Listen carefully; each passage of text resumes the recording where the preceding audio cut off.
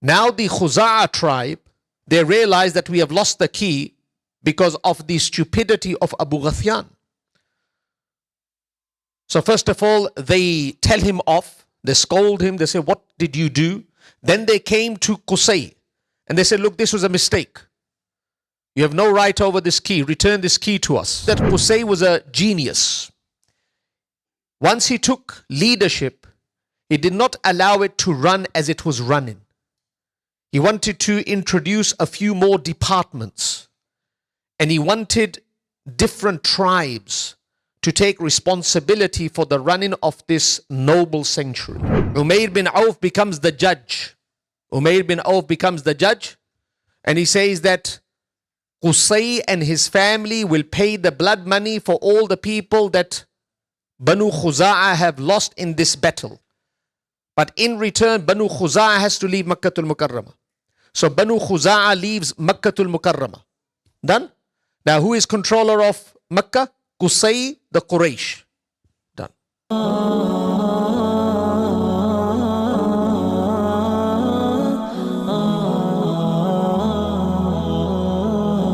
Assalamu alaikum wa rahmatullahi wa barakatuh.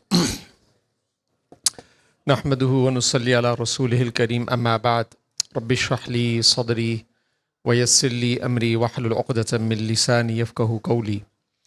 قال الله تعالى في الفرقان الحميد لإيلاف قريش إيلافهم رحلة الشتاء والصيف فليعبدوا رب هذا البيت الذي أطعمهم من جوع وآمنهم من خوف. صدق الله العظيم. My beautiful family, last week we were discussing one of the forefathers of Nabi Kareem Muhammad sallallahu alaihi wasallam, the son of Kilab, whose name is Qusay. A recap of what we studied last week, we made mention that all forefathers of the Nabi of Allah are magnificent. But there are a few that are legendary. Qusay is one of the forefathers that is legendary. We made mention that the family of Ismail, the son of Ibrahim, known as Banu Ismail, in conjunction with the family of Jurham, were ruling Makkatul Mukarramah for many, many years. But when they fell to lust and desire, Allah Almighty sent a tribe by the name of Khuza'a, who took leadership away from Jurham and Banu Ismail. We made mention the ruler of the tribe of Jurham and Banu Ismail was Madad bin Amr bin Harith. He realized that we are losing control and at any time the tribe of Khuza'a is going to take over. So in the darkness of the night, he went inside the Kaaba. He stole or he took articles that were very valuable and he threw them into the well of Zamzam and he closed Zamzam, thinking that after a few years we will return back and recover the articles that are buried inside the Zamzam, not knowing that he had lost control for the next 290 years. So 290 years passed by. And we made mention in one of the first lessons that in these 290 years, idolatry was introduced to Makkatul Mukarramah by a person whose name was Amr bin Luhay, who was not from the Jurham tribe, he was not from the Banu Ismail, but he was from the Khuza'a tribe. Now, things started to change. When Kilab passed away, he left a son whose name is Qusay. Qusay. Qusay is the person that took over leadership from Banu Khaza'a after 290 years. That's why he's a very important person, very influential person, very intelligent person, knew the politics of the time. But as we all know, and we made mention that nothing comes easy. Allah Almighty trials everyone before rewarding. So it has been made mention that Qusay, his mother's name was Fatima. You remember? Fatima was the mother's name. And she had another son whose name was Zuhra. Now her husband, Kilab, passed away. So she married another person whose name was Rabi'a bin Haram. So now Fatima is married to a new person whose name is Rabi'a bin Haram. And Fatima is the mother of Qusay. And Rabi'a becomes the father. Now Rabi'a cannot flourish in Mecca in terms of business. So he makes the intention to migrate to Sham, to Palestine. So he migrates. And in Sham, he starts his business. And he's blessed with a child with Fatima, whose name is Daraj. Now there are three brothers, Qusay, Zuhra, and Daraj. One day, there was a dialogue that took place between the family of Rabi'a bin Haram and Qusay. And Qusay realized that Rabi'a is not my father. He thought that Rabi'a was his father. He realized that his father is from a very, very rich lineage, from the Quraysh lineage. So he intended to migrate back without his father and mother. So now Qusay, he returns back to Makkatul Mukarramah. But when he returns back to Makkatul Mukarramah, he finds that Makkatul Mukarramah is run, the politics, the country, the city is run by Banu Khuza'a. And he knew that 290 years prior, this was in our control. So he wanted to regain leadership in Makkatul Mukarramah. So he studied the entire city and came to this understanding that there is a person by the name of Halil bin Habshiyah who is very, very influential, and he's from the Khuza'a tribe. And he has a daughter whose name is Hibbi bint Halil. So he proposed. The proposal was accepted. He married the daughter of the most influential person that was in rule of Makkatul Mukarramah. This person, Halil bin Habshiyah, he was on his last legs. So before dying, he gave the keys of the Kaaba to his daughter, Hibbi bint Halil. So he gave it to her. She wanted this key to remain in the family, the Khuza'a family. She felt a lot of pressure. So she looked at one person from her tribe whose name was Abu Ghathyan Khuza'i, and she gave the key to him. He was alcoholic. Qusay found this moment to be the golden moment to take this key away from him. He offered him some money. He was in need of money so he could buy alcohol. In return, he asked for the key. Key was given to Qusay, and Qusay becomes the leader. Now the Khuza'a tribe, they realize that we have lost the key because of the stupidity of Abu Ghathyan.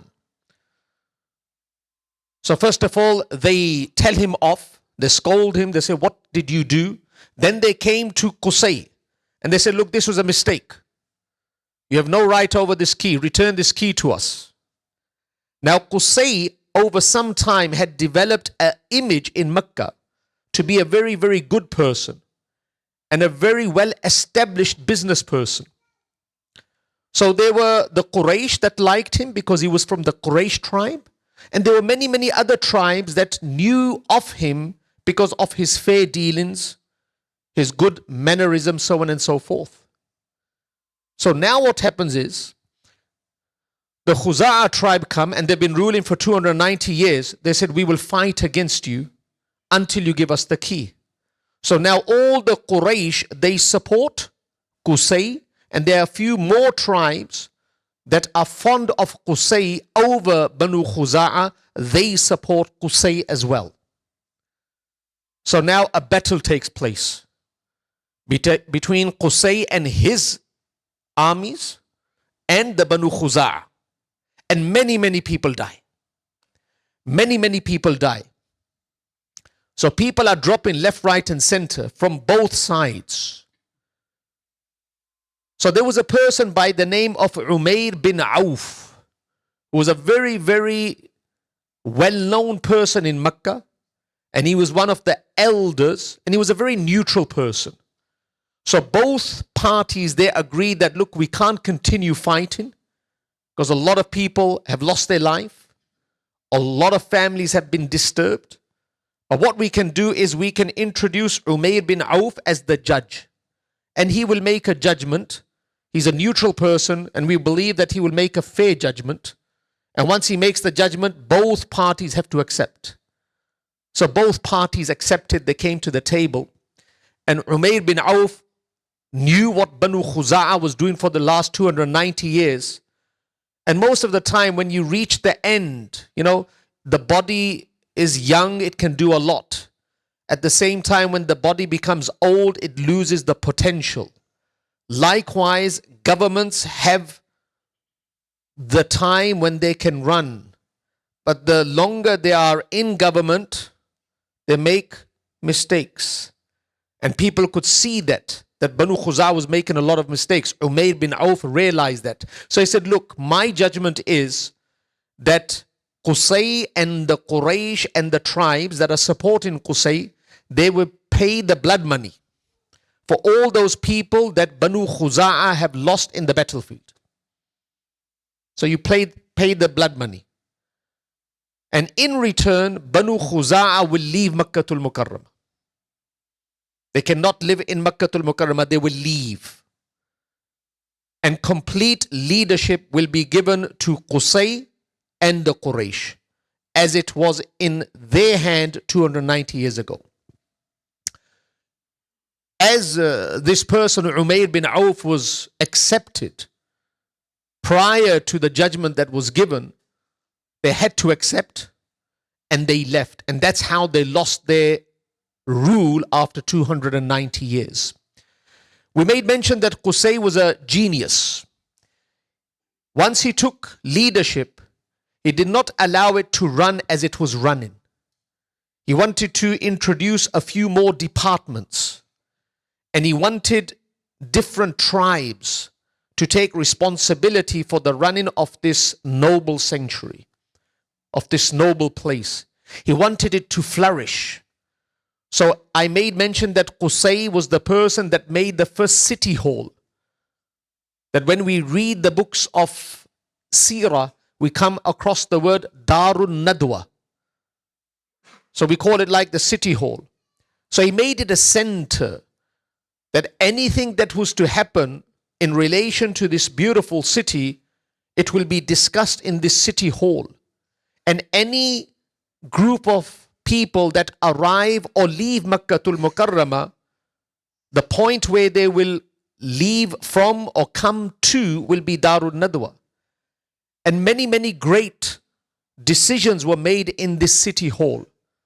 And then Qusay basically started ruling this beautiful city. There's one thing that he introduced that was not there before, that we find even till today. So what Qusay did is, he knew that Makkatul Mukarramah is popular because of Hajj. People from far and wide come to Makkatul Mukarramah to show respect to the house of Allah Almighty, because all the tribes used to revere the Kaaba. And Hajj used to be performed.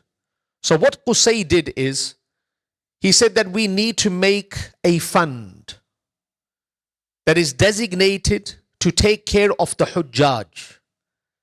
And all Quraysh tribes and those tribes that supported us to take back rule from Banu Khuza'ah have to put some wealth into that pool.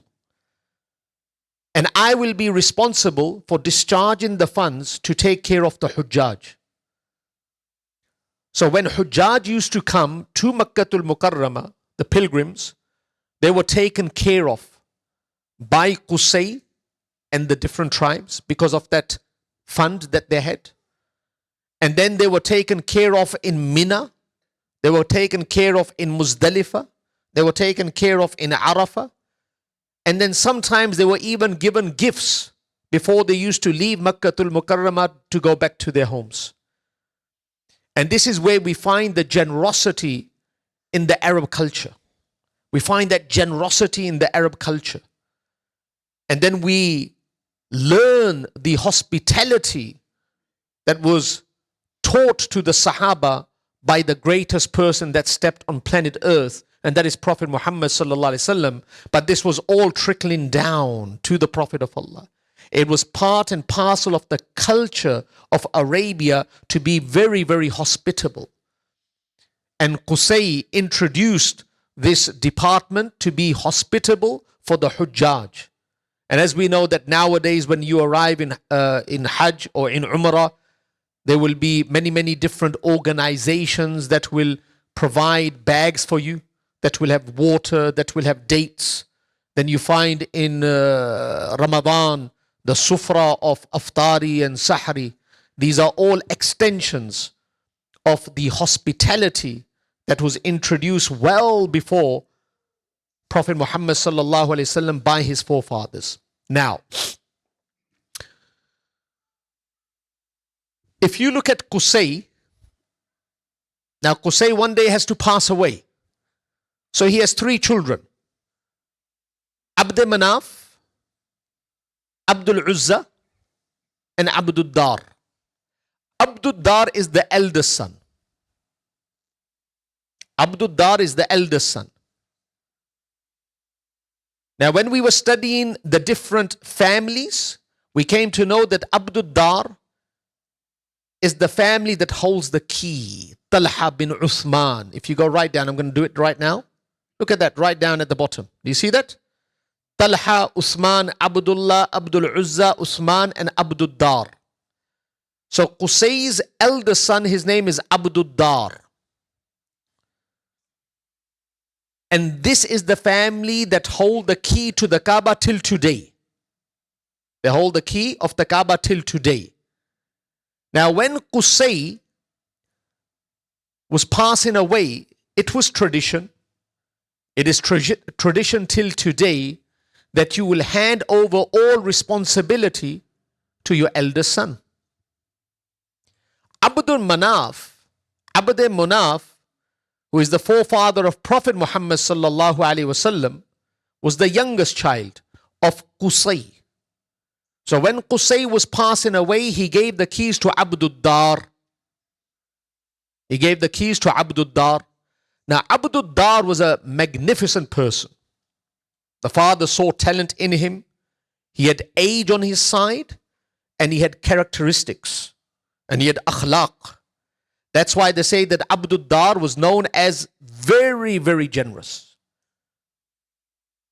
following the traditions of his father Qusay, who made that department where they used to take care of the Hujjaj.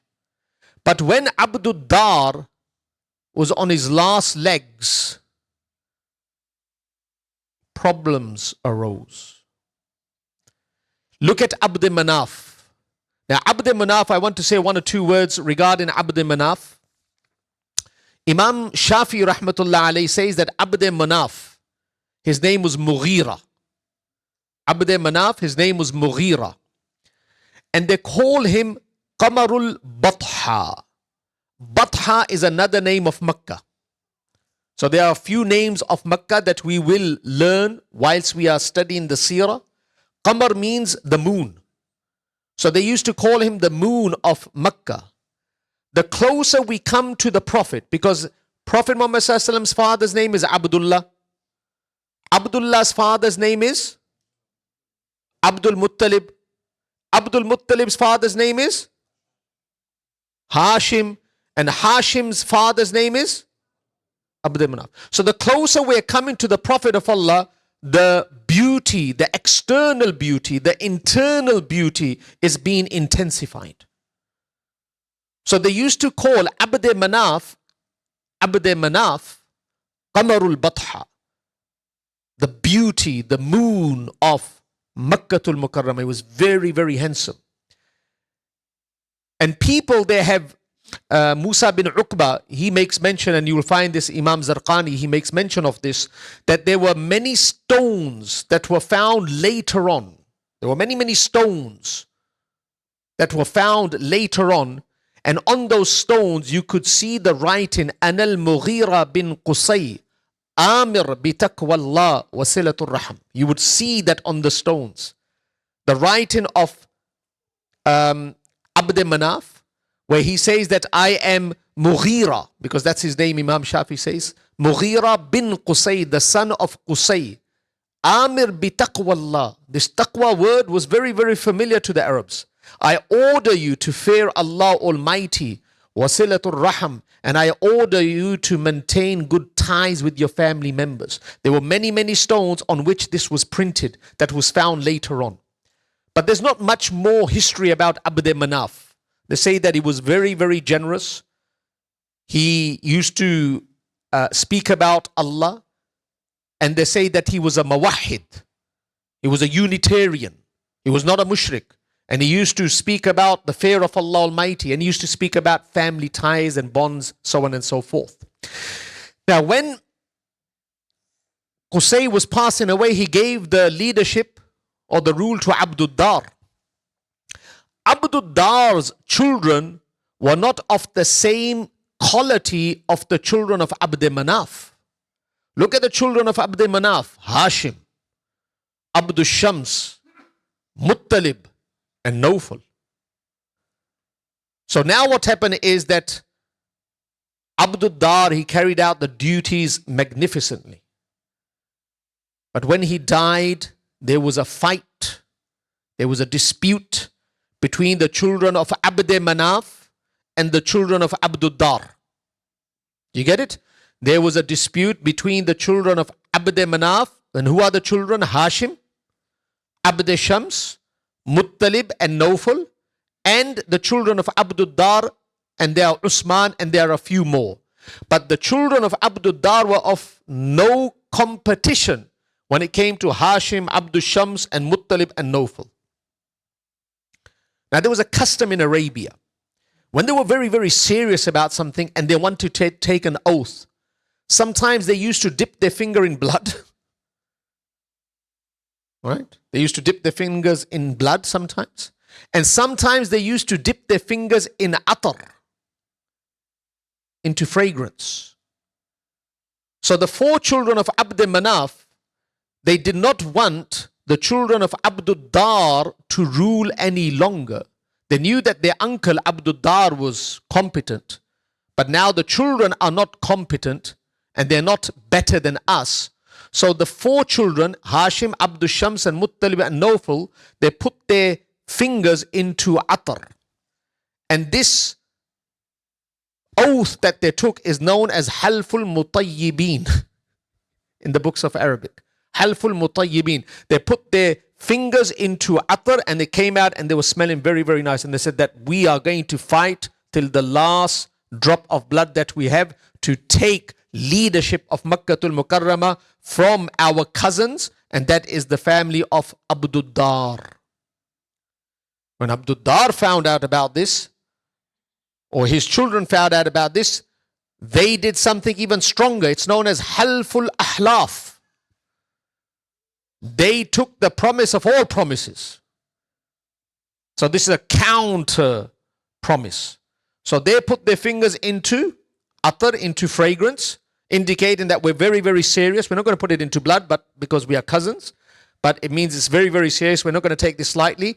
And then the children of Abdud Dar, they took an oath that is documented as Halful Ahlaf, Qasmo ki qasam, that we are not going to give up. So just Qusay, you remember there was a fight? How many people lost their life? Umayr bin Auf, he sorted out the problem, but that was between the Khuza'a tribe and Jurham and Banu Ismail together, you can say. This is between the Quraysh, because these are all cousins. So now, when the oath was taken by both parties, the people of Quraysh that are not ruling for too long, and Banu Khuza'a has been thrown out, and they are waiting for that weak moment where they can regain leadership, the Quraysh elders, they came in, they stepped in. They said, don't fight. The historians say that if a fight took place, Quraysh would have been destroyed. The Quraysh would have been destroyed. So they said, don't fight. What we will do is, we will give you a few positions and we will give you a few positions. The elders will decide which positions will be given to the family of Abdud Dar and which positions will be given to the family of Abd Manaf. All right. So both parties agreed because they were cousins. They didn't want to fight, but they took the oath. So it has been made mention that the key, the honor of opening the Kaaba was left with the children of Abdud Dar. This is where it comes from. So this was an agreement. Secondly, you will be the ones that will hold the flag of Makkatul Mukarramah. And then thirdly, what you will do is that whenever there is a council that will sit and discuss the matters of Makkatul Mukarramah, you will lead that group of people. This was the duties that were given to the family of Abdud Dar. And what will be given to the children of Abd Manaf, Hashim, Abdul Shams, Muttalib and Nawfal, what is the duties that will be given to them? They will be the ones that will provide for the Hujjaj. When the Hujjaj will come, the pilgrims will come, they will take care of the pilgrims and they will be in control of that pool of money. And they will take care of the politics of Makkatul Mukarramah. Got it? All right. Soak that in. So now that's happened. Fight does not take place. Everyone returns back to their positions. Now out of Abd Manaf's 4 children, Nawfal, Muttalib, Abd Shams and Hashim, Hashim is the eldest brother and he's the most competent. He's the most competent. So now he takes over. Now, what does Hashim mean? What does Hashim mean? His name was Amr. Hashim's name is Amr. But because of a certain action, he's called Hashim. I have tried this many a times and I love this food. And I would like you to visualize, it's called tharid. Tharid. So what you do is you get gravy. All right, you get gravy. You break the bread into pieces and you leave it in the gravy, let it settle down for 5 or 10 minutes and then start eating. In Arabic, it is called tharid. All right. Now, the person that breaks the bread and puts it into the gravy is known as Hashim. All right. So I made mention that Hashim, his name is Amr. He was very, very hospitable, like his father Abd Manaf, like Abd Manaf's father Qusay. And they were responsible for the Hujjaj to take care of them. Now, when the Hujjaj used to come, he used to provide for them because they had that pool of money. But there was a drought, not once, multiple droughts over a few years. And what Hashim used to do is, he used to secure bread from wherever he could. And it has been made mention in the books that sometime he secured bread, dry bread from Sham, from so far away. He used to bring it into Makkatul Mukarramah and then used to break it into pieces, then used to soak it in whatever kind of gravy of the time, and then used to give it to the poor and destitute people. Because he did this many a times and he became popular for that action, that's why he is called not Amr, he's called Hashim, the breaker of the bread. The breaker of the bread. Hashim bin Abd Manaf. Now, I made mention that Abd Manaf was Qamarul Batha.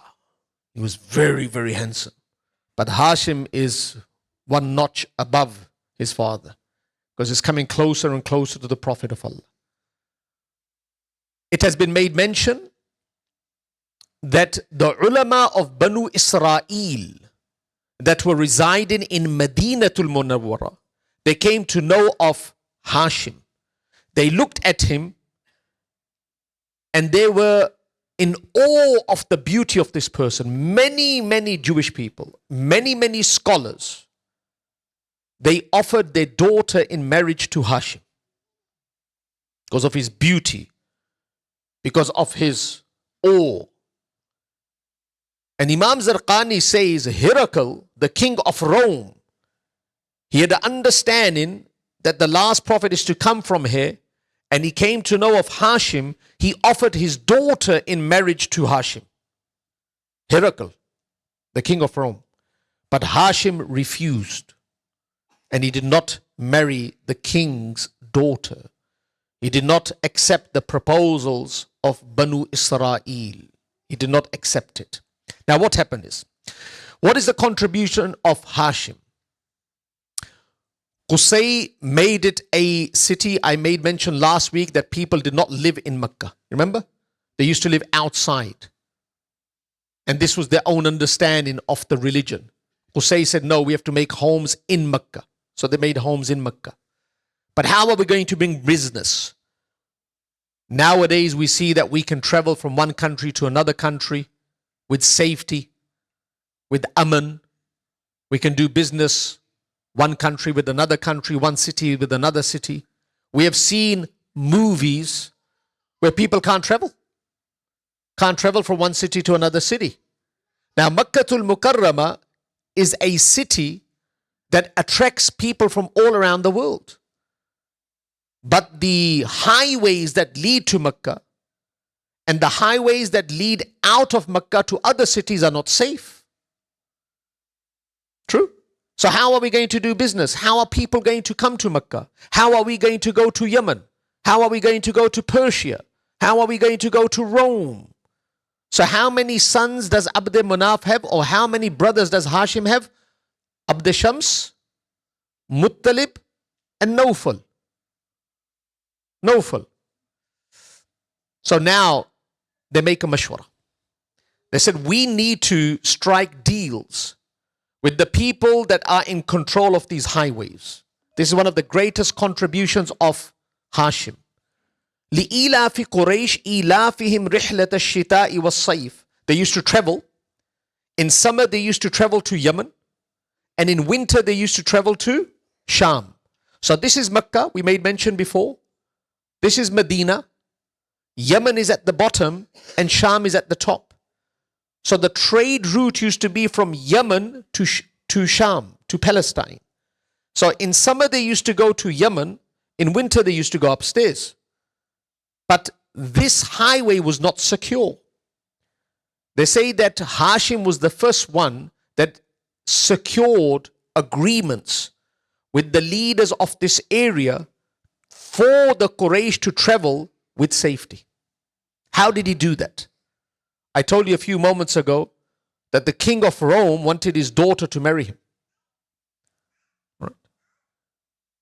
And the ulama of Banu Israel wanted their daughters to marry him as well because of his beauty, because of his presence. So Hashim said, look, what I will do is, I will go to Rome. Very intelligent. Hashim said, I will go to Rome. I will strike a deal with the Romans. And I will say that, look, whenever somebody comes in your territory from our family, from the Quraysh, you give them protection. You give them protection. So you will have a territory. Whenever our people are on that highway, give us your word that you will protect them. And whenever your people are in our territory, we give you word that we will protect them. So this was the agreement that Hashim, whose name is Amr, made with Herakl, with the king of Rome. King of Rome accepted it. He didn't take it to heart that he did not accept my daughter. Remember that. Huh? So if sometimes somebody refuses your proposal, don't become an enemy. Don't become an enemy. There's some khair in it. So he accepted that. Abd Shams, the second brother, Abd Shams, and his lineage is known as the Umayyad dynasty, Abd Shams. He was very, very intelligent as well. He went to Abyssinia. Ethiopia. And he struck a deal with the Christians. And he said that, look, if anyone from the Quraysh comes into your territory, give your word that you will protect them. Anyone from your family, your tribe comes into our territory, we will give them protection. That was accepted as well. So Palestine, Sham, this route, this highway is protected. The highway to Abyssinia is protected. And the remaining two brothers, Nawfal and Muttalib, they spoke with the king of Persia and struck a deal with him. So Mecca, the Roman Empire, the Persian Empire, and Yemen, Abyssinia, all this area is all protected now. It's all protected. There are covenants. There are agreements between Mecca and all these countries. And that's how لِإِيلَافِ قُرَيْشٍ إِيلَافِهِمْ رِحْلَةَ الشِّتَاءِ وَالصَّيْفِ came into practicality. It was the doings of Hashim. All right. Now what happens?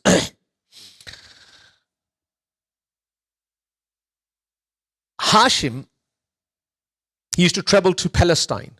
And we hear the word a lot, Gaza. Nowadays we're hearing a lot, Gaza. All right.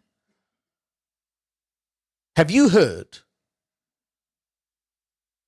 from scholars or read in books that Prophet Muhammad sallallahu alaihi wasallam's maternal family is from Medina? This is incorrect. This is misunderstood. You will understand why. It's not Prophet Muhammad sallallahu alaihi wasallam's maternal family is from Medina. Amina, as we made mention, is from Mecca. She's not from Medina. So how do they say that Prophet Muhammad sallallahu alaihi wasallam's maternal family is from Medina? It's wrong. It's incorrect. So what happened is, Hashim, he traveled to Madinatul Munawwara and he was traveling to Sham. He was going to Palestine. Trade route. Trade expedition. He came across a lady whose name was Salma bint Amr. Salma bint Amr. He saw this lady. He was attracted to her beauty. Hashim was young. He was attracted to her beauty. He proposed to her. She accepted the proposal. What is her name? Salma bint Amr. She is from the tribe of Aus and Khazraj. You know the two tribes? She's from the Khazraj tribe. But the family is Banu Najjar. The family is Banu Najjar. The tribe is Khazraj, Aus and Khazraj. So when we say that Prophet Muhammad sallallahu alaihi wasallam's maternal family is from Medina, we're talking about Prophet Muhammad sallallahu alaihi wasallam's forefather's maternal family is from Madinatul Munawwara, not Prophet Muhammad sallallahu alaihi wasallam's mother from Madinatul Munawwara. Do you get that? So now what happens is, Prophet Muhammad sallallahu alaihi wasallam is Hashim, he marries this lady whose name is Salma bint Amr. He stays with her for a little while. She falls pregnant. And Hashim keeps moving onwards to Gaza. And in Gaza he dies. Cutting the story short. He dies in Gaza. Hashim has died in Gaza now. Salma, the wife, she has a baby. She gives birth to a child whose name is Shayba. That later on is known as, look at this, Hashim's son is Abdul Muttalib. You will come to know next time how he is named as Abdul Muttalib. His name is Shayba, the child of Hashim and Salma bint Amr. He's born, his name is Shayba, and he's called Shayba because when he was born with grey hair. Unique, grey hair, not black. And anyone who is born or anyone who has grey hair is known as Shayba, old person. So they called him old person, Shayba. Got it? We're going to have to stop up there. We'll run out of time. Now, a recap of what we studied today. Recap is very, very important. Where do you want me to start from? Because we can't do the recap of last week and this week. So remember the fight. So Umair bin Auf becomes the judge. Umair bin Auf becomes the judge. And he says that Qusay and his family will pay the blood money for all the people that Banu Khuza'a have lost in this battle. But in return, Banu Khuza'a has to leave Makkatul Mukarramah. So Banu Khuza'a leaves Makkatul Mukarramah. Done? Now who is controller of Makkah? Qusay, the Quraysh. Done. What did we say after that? What happened after that? So now Qusay has three sons, Abd Manaf, Abdul Uzza, Abdul Dar. We made mention that Abd Manaf is known as Qamarul Batha, the moon of Makkatul Mukarramah, because he was very, very handsome. But there's not much more information about him. We made mention that on a few stones, you will find his name with the advice, Ittaqillah, that fear Allah, and Silatul Raham, that establish good ties with your family. But anyway, Abdul Dar is the eldest son of Qusay. Abdul Dar takes control of Makkatul Mukarramah. And he does a wonderful job. Abdul Dar is very, very good. But when he dies, there's a problem. His children are not at the same quality of the children of Abd Manaf, because Abd Manaf's children are Hashim, Abdul Shams, Muttalib and Nawfal. So now there's a fight between cousins. So the children of Abd Manaf and the children of Abdul Dar, they dip their fingers, they take an oath that we're going to fight. So the elders stepped in and they said, you can't fight because this will destroy the Quraysh. And they distributed positions. Positions were given to the children of Abdul Dar and positions were given to Hashim, Abdul Shams, Muttalib and Nawfal. Now, Hashim was the eldest brother out of the four. He takes control. And the main contribution of Hashim is to secure safety on these highways. So he goes to the king of Rome, Abd Shams goes to Habsha, and Muttalib and Nawfal go to Persia. And that's how they secure all the trade routes. Then Hashim goes to Palestine, and en route he drops into Madinatul Munawwara. He sees this lady whose name is Salma. He proposes to her. He marries her. She falls pregnant. Then he moves on towards Palestine. He dies in Gaza. Hashim dies in Gaza. And she gives birth behind to a child who has grey hair. So they call him the old man, Shayba. That's where we end for today.